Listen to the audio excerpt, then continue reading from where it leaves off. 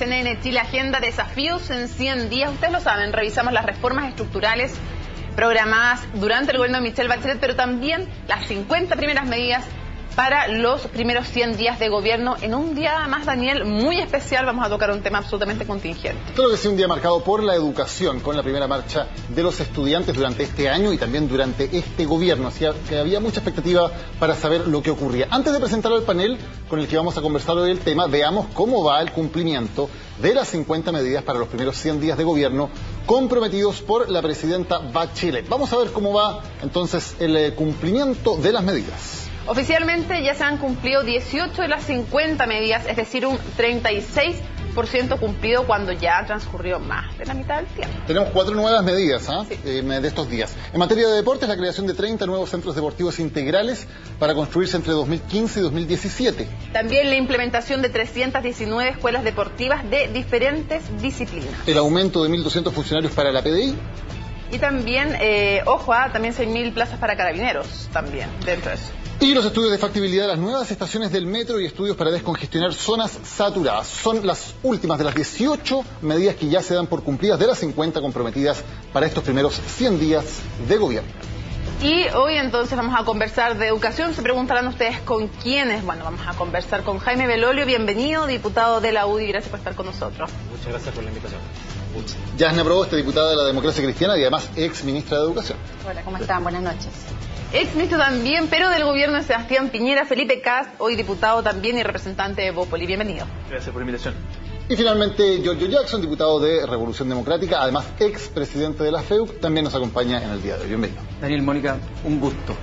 Antes de darle la palabra a nuestros invitados, vamos a revisar una nota que nos ayuda a poner en contexto no solo lo que ha sucedido hoy, sino el tema del cual vamos a hablar, educación. Veamos.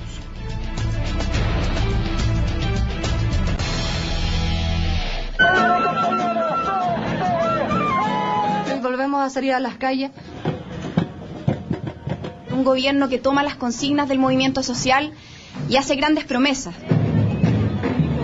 También sabemos que nada ha cambiado todavía. Hoy en día existen indefiniciones bastante grandes de parte del Ministerio de Educación.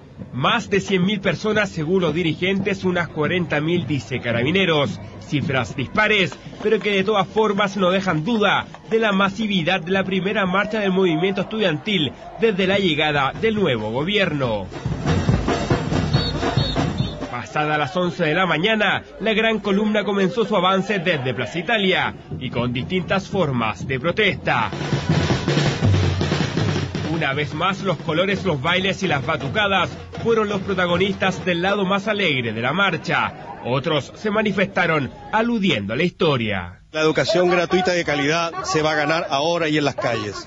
Una marcha solo días después de la presentación del proyecto interventor provisional, el primero en la materia de este gobierno, y que antecede además el envío al Congreso de otras 3 iniciativas que buscan el fin de la selección, el lucro y el copago. Unos van en la dirección correcta porque nosotros queremos poner fin al lucro, queremos poner fin a la selección, queremos poner fin al copago, pero esos proyectos no han tenido un proceso anterior que es fundamental para que la ciudadanía se sienta parte de esta reforma. Nosotros queremos poder defender esta reforma en 30 años más y para eso es necesario que seamos parte.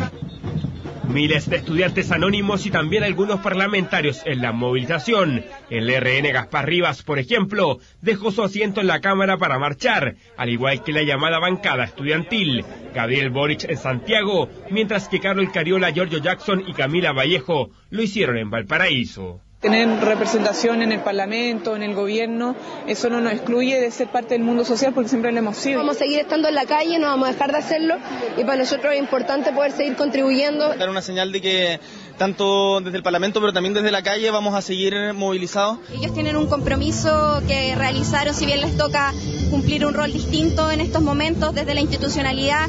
Ellos van a tener que ver cuáles son las herramientas que poseen para poder aportar dentro de la lucha social. Una marcha estudiantil que, a diferencia de muchas anteriores, pasó frente de la Moneda, algo que no ocurría desde el año 2012. Sabemos que nos vieron pasar por la Moneda, ojalá nos puedan escuchar también. Y mientras unos piden ser escuchados, otros fueron bastante más duros con el gobierno y el ministro de Educación, Nicolás Eyzaguirre. El ministro se ha desentendido de lo que son los casos de lucro, tanto en el grupo Lauret como en el grupo de la Universidad Arci. Vamos a presentar formalmente un requerimiento por la Contraloría General por el notable abandono de deberes.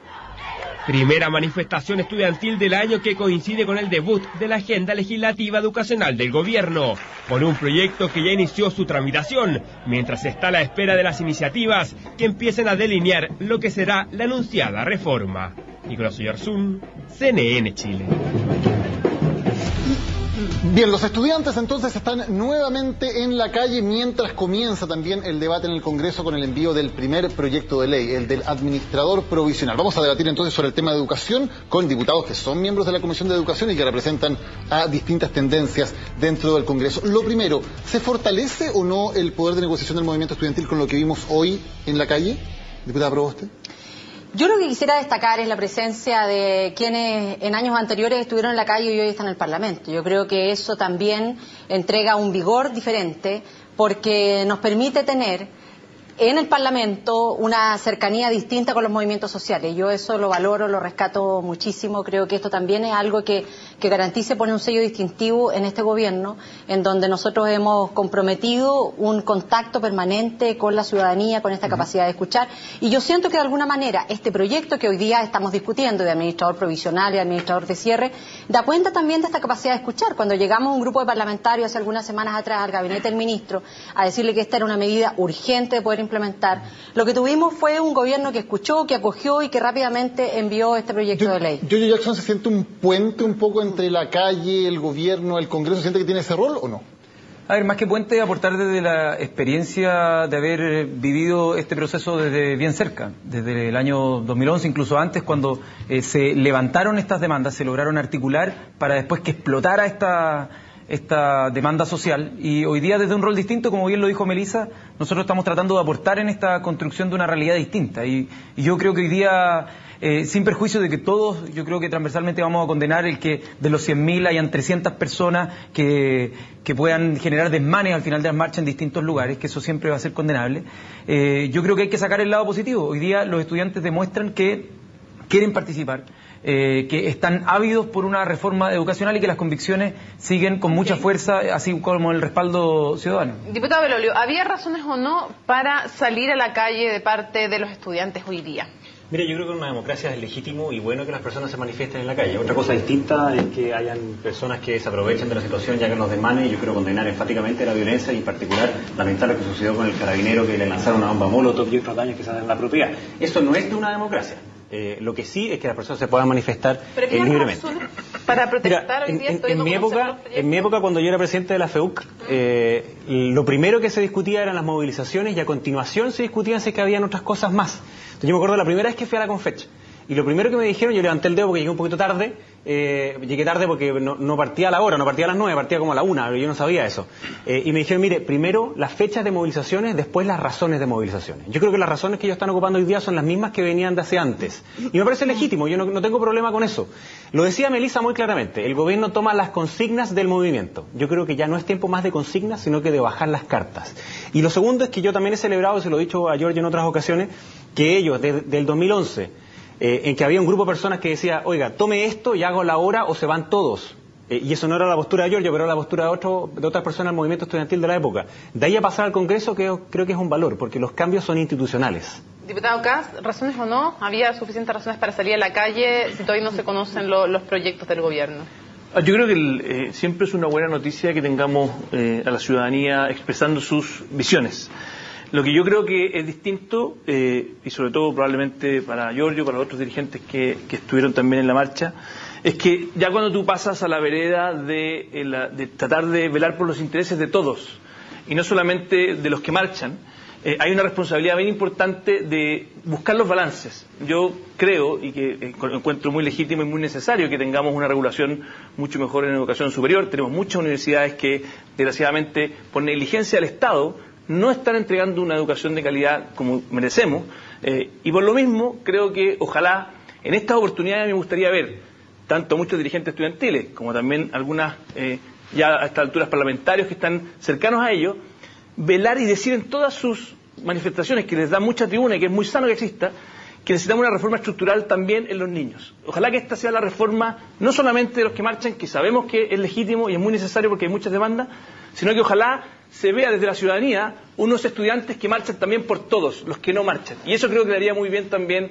al debate, para que tengamos un debate con alturas de mira y que obviamente no termine siendo una oportunidad perdida, como lo fue la reforma del 2006, donde todos terminaron con las manos arriba, pero que después de 3 años no pasó nada. Y no queremos que estas expectativas que se generan finalmente se frustren. Ok, pero ustedes van a tomar decisiones importantes en el Congreso. Me gustaría saber cuál es el mensaje que entienden ustedes que entregan estos miles de estudiantes que salen a la calle. ¿Su mensaje tiene que ver con ir en la línea general de lo que está proponiendo el gobierno en términos de fin del lucro, fin del copago, fin de la selección, etcétera? ¿O más bien es un mensaje discordante con lo que dice el gobierno? Giorgio, en primer lugar. A ver, yo creo que este es un tema súper importante porque la gente en la casa se debe estar preguntando, bueno, ¿por qué están marchando los estudiantes si es que las consignas o los titulares al menos son en la misma línea? Y yo creo que tienen que ver con legítimas razones de desconfianza, o sea, de desconfiar de la institucionalidad política, más allá de un gobierno u otro. Está el recuerdo por parte de muchos estudiantes y sus familias de que las reformas que se hicieron a la LOCE para dar paso a la LGE no fueron satisfactorias y no dejaron satisfechos a los sectores que se movilizaron por esos cambios. Y eso fue la transformación que sufrieron los proyectos desde que entraron hasta que salieron del Congreso. Entonces yo creo que hoy día lo importante, y es lo que le hemos tratado de poner énfasis, es que exista un debate prelegislativo con los actores sociales para que esas reformas, sobre todo las estructurales, porque terminar con el lucro no hay mucho que discutir si es que queremos o no terminar con el lucro, es un mandato y los estudiantes quieren eso, también la sociedad civil se ha expresado en función de eso, por lo tanto hay que ejecutarlo y por eso en los primeros 100 días me parece razonable.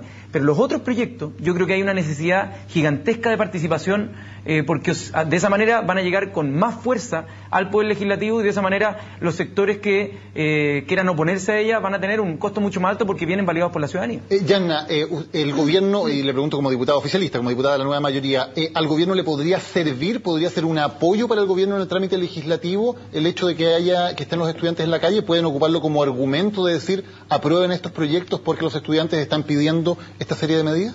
Yo soy una de las convencidas en que aquí solo pudimos derogar la LOCE porque se acumuló una energía en las calles que hizo que esta ley sacrosanta, que era imposible de tocar, se pudiera transformar.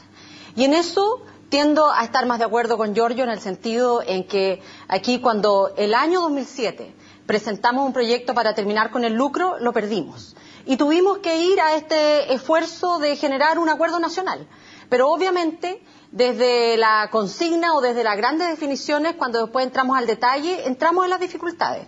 Porque en ese momento... En eso, cuando usted dice de la derrota, perdón que me interrumpa, pero ustedes no se habrán equivocado en ese minuto en no aprovechar las movilizaciones de los jóvenes, digo, aprovechar en un buen sentido, para sumar fuerza a su agenda, porque yo escuché en ese tiempo a la vocera Toa decir que no había razones para marchar, que el gobierno estaba empeñado en las reformas. ¿No habría sido más inteligente ocupar...? Eso fue con posterioridad al año 2007. Pero nunca lo vi apoyando o teniendo este discurso que usted escucha ahora de estas movilizaciones no pueden apoyar en las reformas. El año 2007, recordemos el año 2006, se crea este consejo amplio de estudiantes, después se toman eso, se traducen en iniciativas legales, ese proyecto que se envía al Parlamento el año 2007 incorporaba fin al lucro, perdimos, tuvimos que hacer este acuerdo nacional, en donde se ponía en la dirección de terminar con el lucro el giro único para los sostenedores, estamos hablando del sistema escolar. Pero igual durante estos años se han acomodado, se han utilizado las estructuras para no someterse a este giro único. Entonces yo siento que ahí también la ciudadanía hoy día mira con mucho más distancia lo que se puede hacer. Porque hoy día en este panel todos hemos dicho que es importante avanzar en materia de educación superior, pero claramente cuando vamos al detalle nos vamos a encontrar con dificultades para avanzar con el administrador provisional y el administrador de cierre. Y obviamente que esta iniciativa legal que envía el Parlamento es una cara de la calidad de la educación. Entonces hay algunos que dicen, no, pero mira este proyecto, ¿por qué lo vamos a discutir ahora? Discutámoslo después, discutámoslo cuando venga superintendencia, porque nada tiene que ver con la calidad de la educación. Y por cierto, tiene que ver con la calidad de la educación, si no, pregúntale a los miles de estudiantes de la Universidad del Mar que hasta el día de hoy no pueden titularse. Entonces, la permanencia, el egreso exitoso es parte de la calidad, es un rostro de la calidad de la educación. Y por lo tanto, lo que hace este proyecto que envía el Parlamento, obviamente está en la dirección que nosotros apuntamos y que tiene sintonía con la calle, y nosotros esperamos es que este debate se haga con profundidad, con agilidad, entendiendo el sentido de urgencia. Okay, hay un tema que ya está planteado, que es el del administrador provisional. Acá hay un voto a favor, el de Yana Proboste, claramente. Quiero saber si Jaime y Felipe, cuál es su opinión sobre ese proyecto y sobre si, cómo está enviado por el gobierno, lo aprobarían o lo rechazarían. Mira, yo escuchaba a la diputada Proboste decir de que este gobierno tenía la capacidad de escuchar. Yo valoro en que haya recibido a muchas partes distintas para distintos temas. Lo que pasa es que todavía, a la fecha, conocemos una película borrosa contada por los actores de reparto y no a través de efectivamente quién es el director de la película. Entonces, yo creo que va a haber una crisis cuando se bajen las cartas y se muestre claramente no el fin del lucro en titular, sino que el fin del lucro en lo particular. ¿Qué significa eso? ¿Se van a cerrar o no colegios subvencionados? ¿Se van a cerrar o no las escuelas municipales? ¿A quién van a pasar? ¿Simplemente va a ser un cambio de nombre o va a ser un cambio de verdad en administración que implique mejor calidad? Ese tipo de cosas son las más relevantes finalmente. Y la primera crisis que se produjo en ese tema, cuando iban distintas agrupaciones a juntarse con el ministro, fue con el Instituto Nacional. Que a uno les decía, mira, se va a cerrar eventualmente, y otros decía, mire, no, se va a cerrar de todas maneras. Entonces se va a acabar la selección. Sí, perdón, se va a acabar la selección. Perdón, sí, me equivoqué. Anda sembrando el terror, diputado. No, yo no siembro en un terror. Hay mucha gente que efectivamente tiene miedo de los cambios que vayan a ocurrir y yo creo que se bajen las cartas para saber qué se va a hacer. Entonces, cómo se hacen los proyectos es fundamental. En este proyecto en particular, que es el del administrador, o tú lo haces mal y terminas por secretaría estatizando universidades, o lo haces bien y es el último eslabón de una cadena en la cual nunca más queremos que ocurra lo que pasa con la Universidad del Mar, donde hay un fracaso evidentemente de la regulación, hay un fracaso que también es responsabilidad de parte del Estado. Entonces, lo que nosotros hemos dicho en esta materia es que tal como está, nos parece ambiguo, nos parece que no cumpliría los fines que debiera cumplir y que adicionalmente hay algunas materias, como ha dicho el rector Peña, que son inconstitucionales. Entonces, esas cosas queremos arreglarlas. Y lo último, que este proyecto no solamente toca a las universidades CFT y IP, sino que también a las escuelas.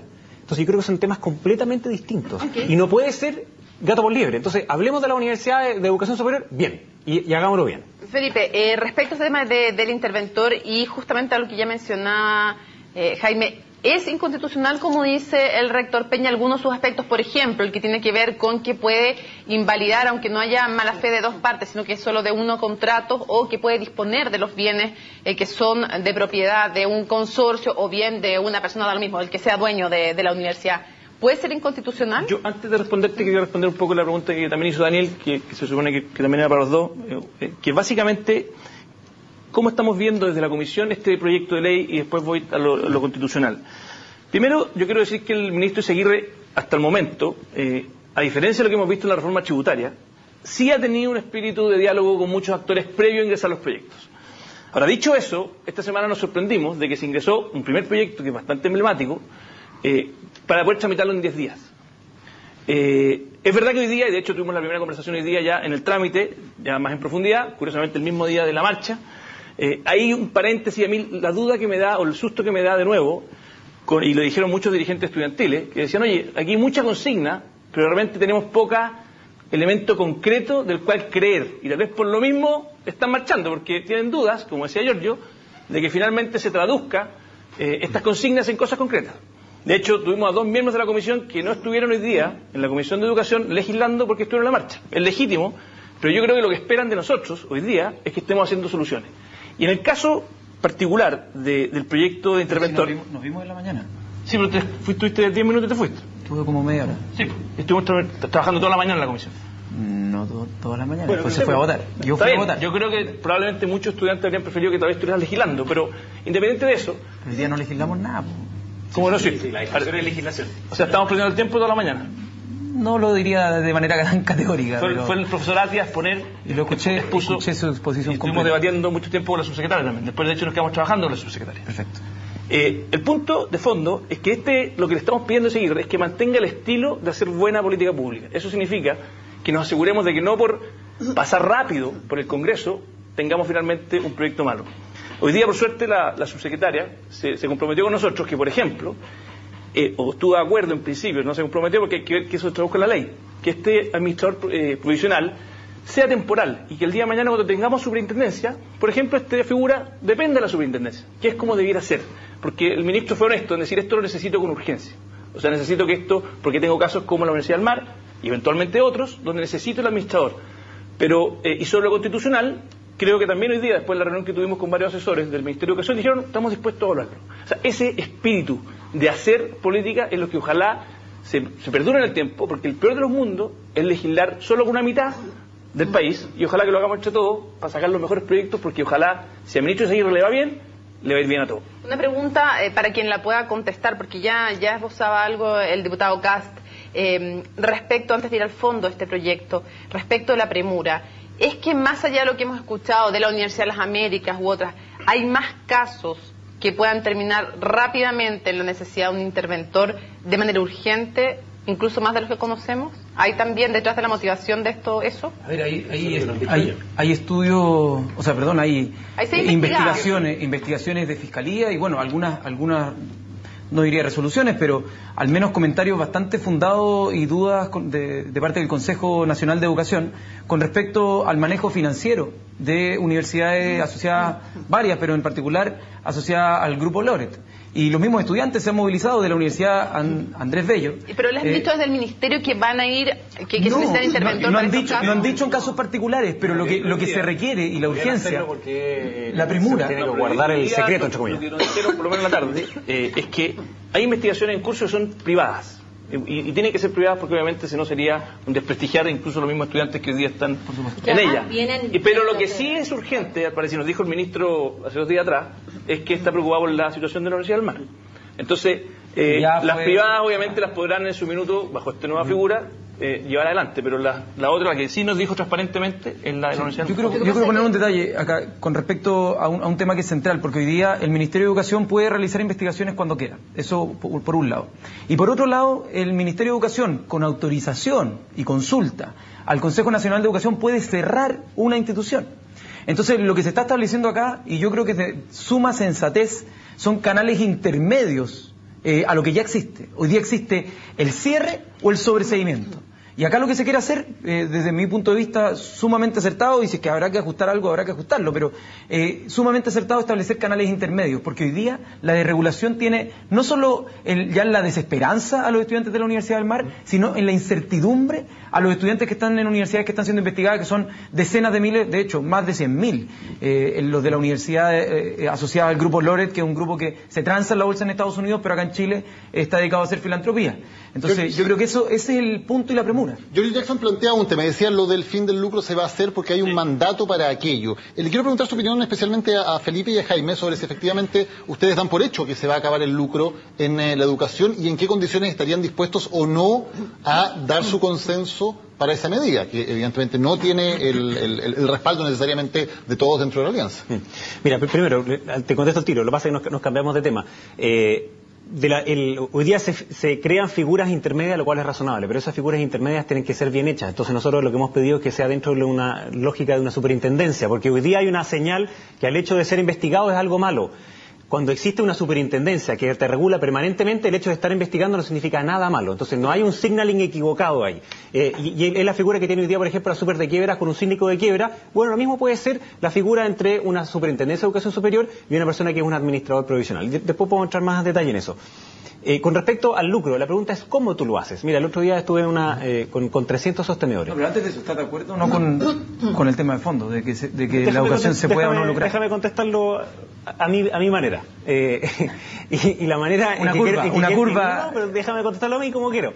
El otro día estuve con 300 sostenedores. Y ellos me decían, mira, nosotros estamos legítimamente hoy día conformados como una sociedad anónima, lo que sea. El 83% de los sostenedores tiene un colegio. La inmensa mayoría de ellos son profesores. Y tienen esa escuela, y tomaron deuda a 20 años con la infraestructura, y te dicen, si me cambian la regla del juego, ¿qué van a hacer?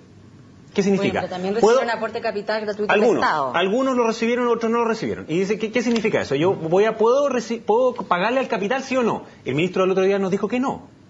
Entonces, ¿qué significa el fin del lucro? ¿Qué significa para esa escuela en particular? Si significa cerrar escuelas, yo estoy completamente en contra. A ver, Yasna, ¿cuál es su opinión acerca del tema que plantea Yo aquí, quiero dos temas. Primero, para no terminar de una manera dejar abiertos algunos temas de administrador provisional.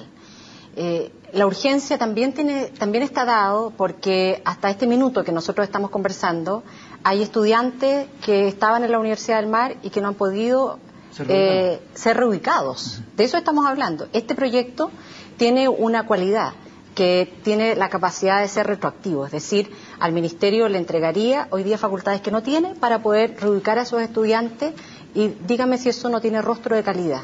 Si fueron familias... No, esa parte del provisional no es para ubicar. No, pero el administrador de cierre. Este administrador de cierre, lo que pasa es que este proyecto tiene dos figuras. Este proyecto tiene dos figuras, tiene tres grandes temas este proyecto, si podemos hacer un poco de pedagogía. Tiene un administrador provisional, tiene un administrador de cierre, que además este va a tener una capacidad retroactiva de manera a poder hacerse cargo de todavía la incertidumbre de tantos estudiantes y sus familias que no pueden ser reubicados, y tiene un tercer elemento que amplía las facultades para el administrador provisional en el caso del sistema escolar, a los que se refiere el diputado Belolio. Y aquí yo también quiero quitarle dramatismo, porque en lo que sí puede ser una crítica es que durante ya largos años nos hemos acostumbrado a legislar respecto de crisis. Cuando tuvimos una fuerte crisis en el sistema escolar, año 2006, creamos la figura del administrador provisional. El sistema escolar ya tiene un administrador provisional y lo tuvimos antes de tener superintendencia.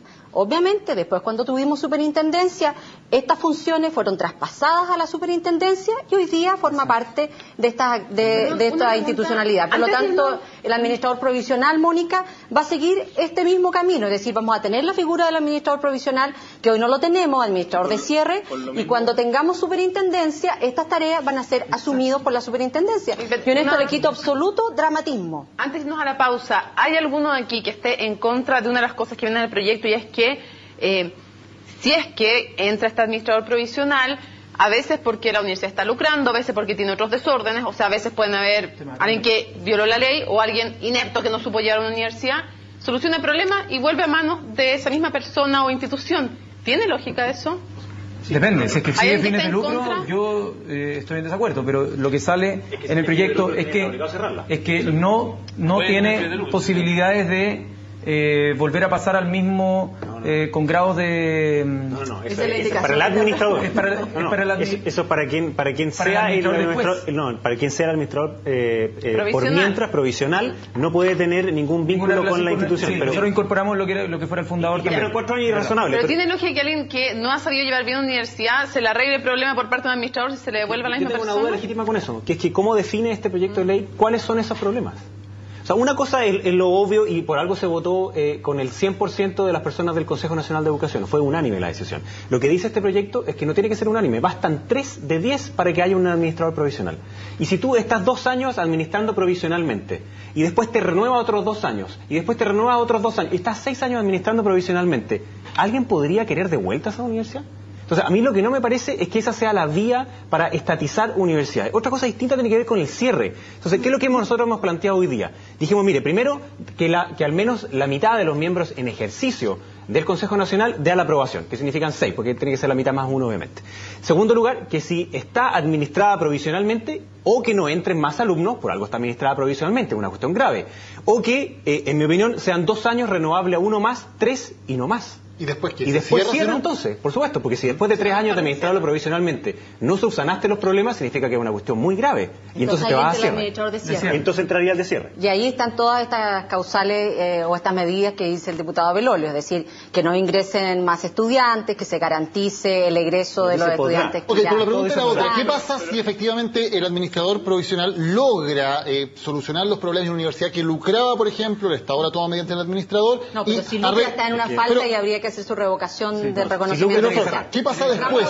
¿Qué pasa después? ¿Quién toma nuevamente esa universidad? ¿Puede tomarle el mismo sostenedor, el mismo dueño anterior? Lo que pasa es que yo creo que el gran problema que tiene este proyecto, y que fue parte de lo que nos manifestamos hoy día, y es parte de lo que también dice Carlos Peña durante toda esta semana, su crítica al proyecto, es que lo que hace, en el fondo, es tratar de mantener con vida artificial universidades que probablemente están en su etapa terminal.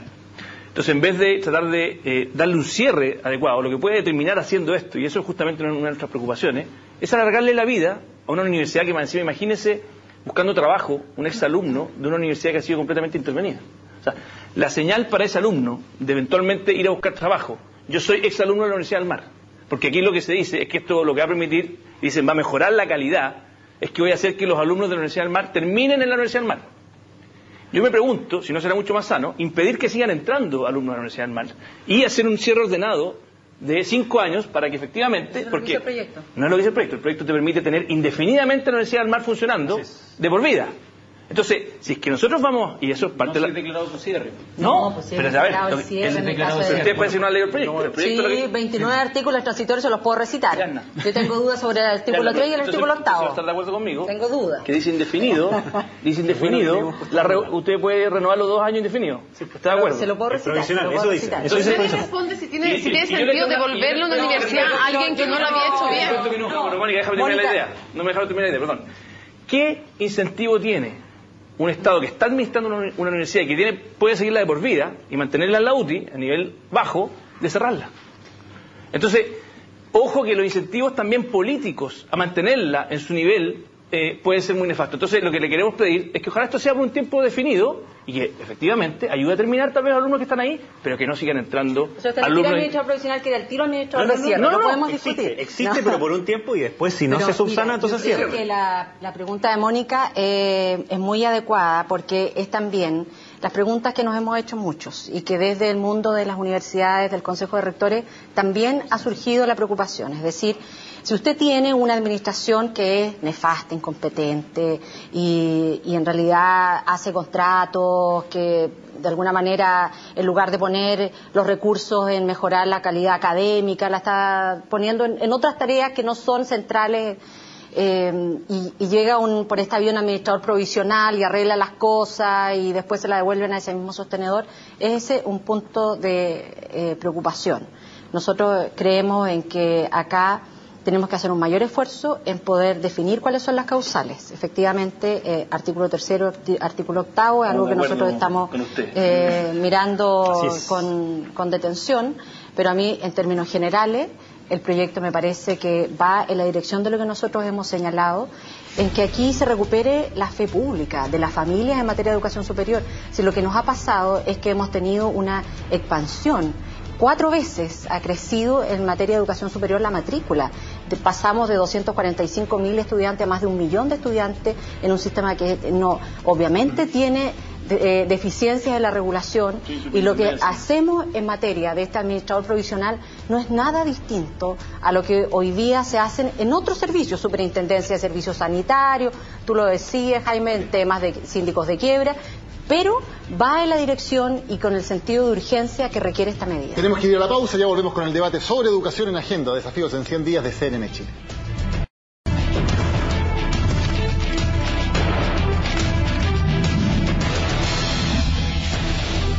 Estamos de vuelta con este encendido debate que no para en comerciales sobre los desafíos en educación. Yo los quiero llevar además al tema del financiamiento y específicamente a lo que hay en el programa de gobierno. La pregunta es, con la plata que se va a recaudar en la reforma tributaria, suponiendo que la reforma se aprueba más o menos como está presentada, ¿alcanza para terminar con el copago? Hay cifras y estudios que hablan de entre 3.000 y 5.500 millones que costaría terminar con el copago.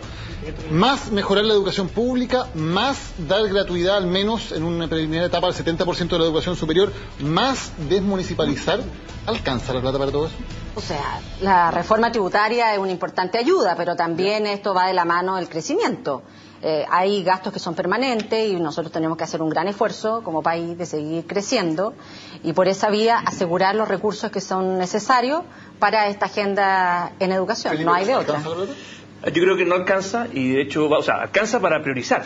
Por eso necesitamos todos los fondos. Y el gran problema que vemos nosotros es que si es que uno se toma en serio, un estudio que está haciendo Horizontal, el Centro Estudio, mostraba que en el fondo el programa Bachelet le tiene destinado un 50% de los recursos a la educación superior.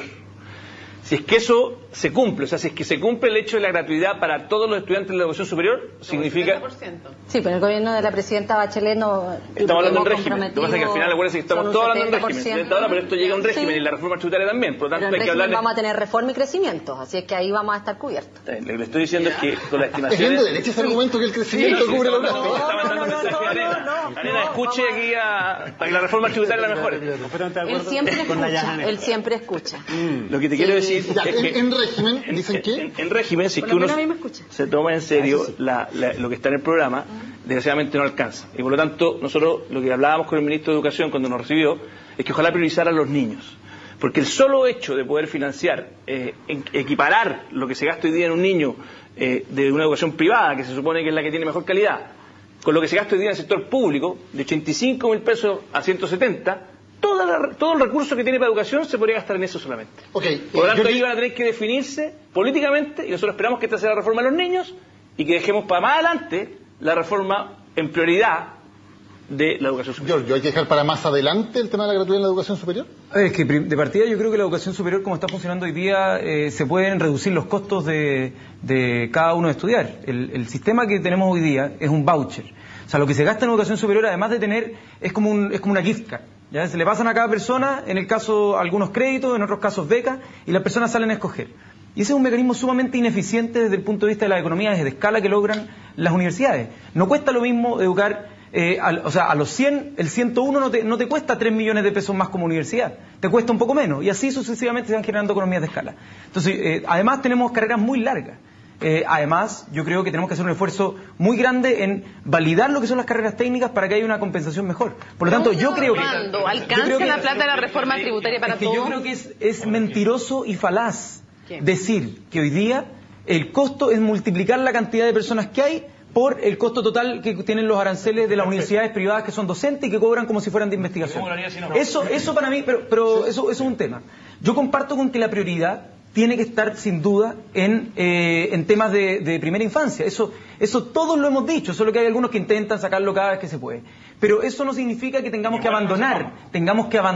Nosotros también lo hemos dicho desde el año 2011 en adelante. Por eso es bueno. No podemos abandonar la formación de personas para el ámbito técnico y universitario que nos van a permitir efectivamente introducirle mayor diversidad a nuestra economía, porque si nos quedamos extrayendo recursos naturales y vendiéndoles como commodity, ¿qué es lo que va a pasar? Que vamos a crecer mucho menos, y al final la capacidad que vamos a tener nosotros de entregar más recursos, y esto fue algo que discutimos con Andreas Schleicher de la OECD cuando fuimos para allá a París.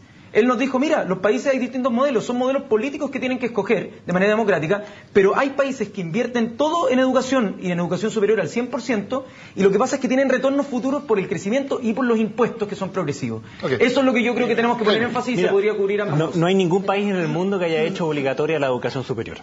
Yo creo que Chile no puede ser el primero que lo haga. No estoy diciendo que tú lo digas, pero no hay ninguno que lo haya hecho. Al contrario, si hay algo que vale la pena priorizar, en vez de invertir a los 18, 19, 20, es invertir antes, porque allí es donde se producen las principales diferencias. Cuando los jóvenes tienen 18 años, tienen un problema de una restricción de largo plazo que se llama, que es que han tenido una mala calidad de la educación previa. Entonces, donde hay que invertir de la desesperanza, donde hay que invertir es antes, lo cual no significa que no tengas que hacer nada ahí. Y tú sabes muy bien que yo soy de los que promueve muy fuertemente la educación técnica. Hoy día tengo una locura. Los colegios, los liceos técnicos tienen 600 horas más menos para sacar su título.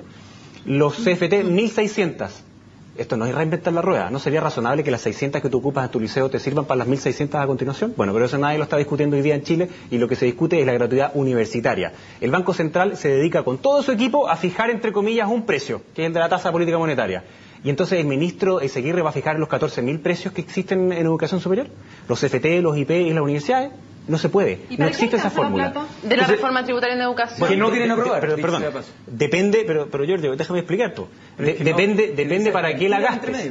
No hay ninguna mentira. Porque si nadie está discutiendo educación técnica. Perdón, por favor. Sí, dijiste mentira. Si tú lo que haces es desmunicipalizar, ¿cómo lo haces? ¿Qué pasa con los municipios que invirtieron dinero en esas escuelas? ¿Se los vas a comprar? ¿Qué pasa con los profesores? ¿Dejan de ser hoy día empleados de la municipalidad y pasan a ser empleados de quién? ¿Hay una deuda histórica nueva con respecto a los profesores? Okay. Entonces, no es obvio cómo tú lo gastas. Y perdona, y con esto termino. Los 500 millones de dólares de copago, eso solamente para mantenerlo... 500 millones de dólares. El copago son 500 millones. Que es solamente para mantenerlo tal cual. Entonces, ¿alcanza la plata de la reforma tributaria? En ningún motivo. Y si él dice que va a gastar entre 1,5 y 2 puntos del PIB, que es un margen así, digámoslo, bastante amplio, si hay que gastarlo, hay que priorizar en educación inicial, en profesores y después en educación técnica. Es que tenemos más temas y también quiero saber la opinión de todos respecto, a menos que quieran discrepar de... apruebe la reforma tributaria, porque vamos a permitir avanzar en nuestra agenda de educación superior. Pero además en los temas de infancia que hemos comprometido en el gobierno de la presidenta Bachelet, 4.500 nuevas salas cunas, nueva institucionalidad, vamos a volver... Felipe, un punto para ir a otro tema que también es relevante. Quería comentar un poquitito lo que dijo Giorgio, que me pareció súper interesante, que Giorgio plantea de que la educación superior se puede hacer mucho más barata. Yo creo, Giorgio, que está bien decirlo, pero dado que ya estamos en el Congreso, estamos legislando, es bueno decir cómo. Porque aportando las carreras, por ejemplo. Está bien, pero ojalá que tengas algún estudio que además no hay ningún estudio que diga por qué las carreras aquí en Chile tienen que ser de las más caras en el mundo. Sí, yo quiero retomar el guante de lo que está diciendo Giorgio, me parece interesante, pero creo que tenemos que pasar de la consigna a los estudios y las propuestas. Y de hecho, cuando dice que hay que, en el fondo, se puede hacer las dos cosas al mismo tiempo, yo creo que una de las gracias o unas dificultades que tiene gobernar, y que le toca obviamente al ministro Ezequiel hacer, es priorizar. Entonces yo quisiera que ojalá yo en algún minuto dijera, miren, yo propongo que para la reforma educacional se dediquen 80% a los niños y 20% a la educación superior. Felipe. Con números en mano, ¿y qué es lo que se va a hacer? Y que con ese 20%, ¿qué es lo que vamos a alcanzar a hacer? Porque esa sincerar, sobre todo frente a la marcha hoy día. Vamos a tener que hacer la ley de presupuesto, no te preocupes. Pero que ojalá tuviera una postura mucho más transparente frente a todo y no decir se puede hacer todo al mismo tiempo, porque eso creo que es no ser honesto. Porque no se va a poder hacer todo al mismo tiempo. Entonces, si es que uno es serio y estás en política, y pasaste de simplemente legítimo pedir cosas a decir cómo las voy a solucionar, eso te obliga a decir dónde va a poner los recursos. Y quiero mostrar un solo gráfico, que es este. Hoy día en Chile se dedica solo un 13% de todo el presupuesto en educación a lo preescolar. Y este otro gráfico demuestra que la desigualdad estructural en Chile se genera antes de los 10 años. Entonces, creo que tenemos una oportunidad preciosa como país de pegarle un combo a la desigualdad de verdad. Y eso implica jugársela por ese lugar estructural y que tiene que ver con que hay algunos niños en Chile que van al colegio con 170.000 pesos y otros que van con 85. Ok, pregunta, hablando de cosas, una cosa para que no se nos vaya el tiempo que se está acabando, sin preguntarles algo, hablando de cosas que van a significar plata también. Si uno dice fin al lucro, ¿creen ustedes que eso va a significar para algunos sostenedores que cierren los colegios como algunos ya han anunciado? ¿Qué incentivo tendría alguien que saca plata de ahí efectivamente de lo que considera un negocio en educación? ¿Y quién se hace cargo de eso si es que creen que se van a producir numerosos cierres o no lo creen? A ver, de partida yo creo que es importante dejar claro que en Chile tenemos una capacidad ociosa de las instalaciones que es impresionante, producto de la proliferación de colegios particulares subvencionados donde no necesariamente existía la demanda necesaria. Y tenemos capacidad ociosa sobre todo en colegios públicos y en muchos colegios también por lo mismo. Lo que tenemos que hacer por la proliferación de colegios particulares subvencionados donde existía oferta pública con la intención de buscar un negocio. Lo que tenemos que hacer es poner el énfasis en que esos institutos, esos colegios, liceos, escuelas, la plata de la educación la tengan para reinvertir y no para llevársela a los bolsillos. Entonces lo que estamos diciendo con los colegios que tienen un profesor que lo gestiona, también que tenga un sueldo alguien que gestiona un colegio, pero la plata que se genera de utilidades y no para pagar deudas sobre inmuebles, porque el inmueble es una reinversión. Si tú quieres hacer una modificación, en la educación preescolar y escolar nadie renta nada, si con los recursos que hay públicos no hay ningún colegio. Pregúntale a los escolar no renta, entonces ¿cuál sería el drama? Entonces lo que estoy diciendo es que la educación escolar en Chile es un gran negocio, que seamos rigurosos. Es que si no fuera un gran negocio, entonces saquémoslo, no tiene ningún sentido porque no aporta en calidad. Y reto a los que defienden el lucro que nos muestren un estudio. Si se acaba el lucro no va a pasar nada. No va a pasar nada. Exactamente. No va a pasar absolutamente nada. No va a pasar nada. Porque no va a pasar nada. Hoy nos están vendiendo. Hoy no aporta en calidad absolutamente nada el lucro. Perdón, ¿puedo decir algo? Mira, el único dato que nosotros tenemos objetivo de esto. El único dato objetivo que tenemos de esto es que la superintendencia dijo que habían 51.000 millones de pesos de utilidad, entre comillas, en todo el sistema, lo cual significa 9 millones de pesos al año por escuela. 9 millones de pesos. Estamos hablando de un lucro. ¿Por escuela que lucra o por escuela en total? No, la escuela en total. Estamos hablando de un lucro de las que lucran. Perdón. Estamos hablando de una cuestión así asquerosa. No, por favor, no. Entonces, a ver, ¿qué es lo que sí permite el lucro? Que esa institución, que es comandada en su inmensa mayoría por profesores, pueda, por ejemplo, pedir un préstamo para construir un colegio. Eso es mentira. ¿Perdón? Eso es mentira. Se puede generar una figura donde pueda pedir un préstamo y se reinvierta en educación. Primero yo te pido que tengas cuidado con tus palabras de tratarme de mentiroso acá. Eso es lo primero. No. Lo que dijiste fue una mentira. No. Primero, eso es lo primero que te pido. Segundo, te pido que por favor revise un poquito la ley. Porque tú sabes que las corporaciones no pueden pedir préstamos. ¿Se puede modificar? Perdón. Por eso, entonces no me digas que es mentira. Eso te dije. Entonces tú estás diciendo una mentira al decirle que tienes que hacer otra ley. No se podría. Giorgio, no se puede. No se podría pedir un préstamo. Perdón, déjame terminar. No sabemos qué es lo que va a decir el proyecto de fin del lucro. El proyecto de fin del lucro podría también modificar otras leyes. Podría permitir que tuviera préstamo. Solamente déjame terminar acá. Déjame terminar. Perdón, por lo que pasa que no se puede con la ley. Solamente déjame terminar. Hoy día lo que permite, y no me trata de mentiroso de nuevo, porque es la realidad, es que esas empresas, organizaciones sociedades anónimas, lo que fuese, pidan préstamos para construir una escuela. ¿Y eso cómo no va a ser calidad? Si es que significa que los alumnos están yendo a la escuela. Pero también permite que parte de la plata se la lleven para la casa. ¿Y cuántas es esa que se están llevando? Eso es lo que yo te digo. Hay empresarios de la educación Pero también, además, nomás, Daniel, le ha permitido, como en ninguna otra actividad productiva, que el Estado le entregue gratuitamente una cantidad enorme de recursos que significó el aporte Eso capital. se hizo en los gobiernos de la concertación. Sí, y pero yo creo que fue entonces, una muy buena medida. pero también aquí seamos claros. Si es que no hay ninguna dificultad, como dice Felipe Cas, que aquí no hay ningún drama, que no hay colegios que estén lucrando, no habría ninguna situación compleja de que terminemos con el lucro de la educación. Pero déjame hacerme cargo de ese punto, que yo creo que es súper relevante.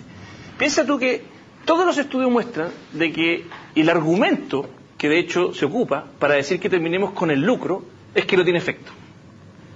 A mí me parece una burla a los chilenos decirles que vamos a mejorar la educación haciendo una medida que el argumento para hacerla es porque en realidad el lucro no mejora nada.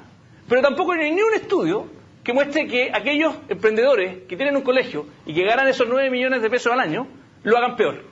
Entonces, yo honestamente creo que el lucro es completamente irrelevante desde el punto de vista del impacto en la calidad. Y lo que a uno le preocupa es que estemos, en vez de estar preocupados de la calidad, de si es que efectivamente vamos a seguir permitiendo que los profesores en Chile ganen lo que ganan, que creo que es una vergüenza. Si vamos a seguir permitiendo que los profesores hoy día sea una de las carreras menos prestigiosas. Hoy día 1/3 de las personas que estudian para ser profesor no dan ni siquiera la PSU. Eso es algo que no es aceptable, porque todo niño tiene el derecho a tener un profesor de excelencia. Así como tal vez tenemos médicos de excelencia, en el sentido de que una de las carreras más apreciadas por Chile, ¿por qué no estamos discutiendo de eso?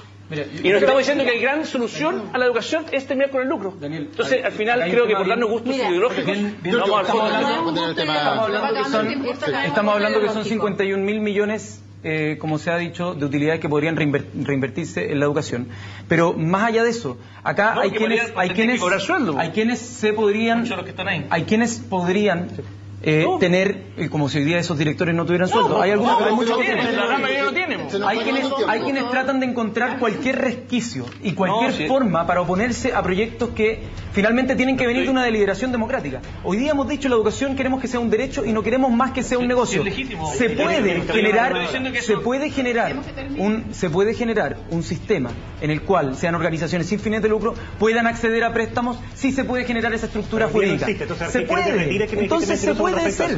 Podría hacerse. ¿Estás de acuerdo que eso no va a ser un gran de esa manera yo creo que vamos a garantizar que no existan espacios para el abuso. Hoy día existen espacios para el abuso, queremos evitar y sacar esos espacios del abuso. Vamos a hacer un debate profundo respecto del tema del lucro, porque nosotros creemos que esto no es un tema ideológico, sino que tiene que ver en la calidad de la educación. Pero lo que hoy día nos convoca es administrador provisional. Esta iniciativa, usted en el colegio se los garantizo, porque ya todo suspendido. ¿Se acuerdan cuando llegaron y les dijimos que era 1 hora de programa y dijeron que era mucho? Ahí están. Nos faltó como 2 horas más de programa para poder seguir con los temas. Van a estar invitados a una nueva sesión de la Comisión de Educación. No hay minutos feliz, se nos acabó el tiempo. Muchas gracias por la compañía en Desafíos en 100 días de Serena Chile. No vamos a bailar arriba de la mesa y nada de esas cosas, así que ya, se acabó.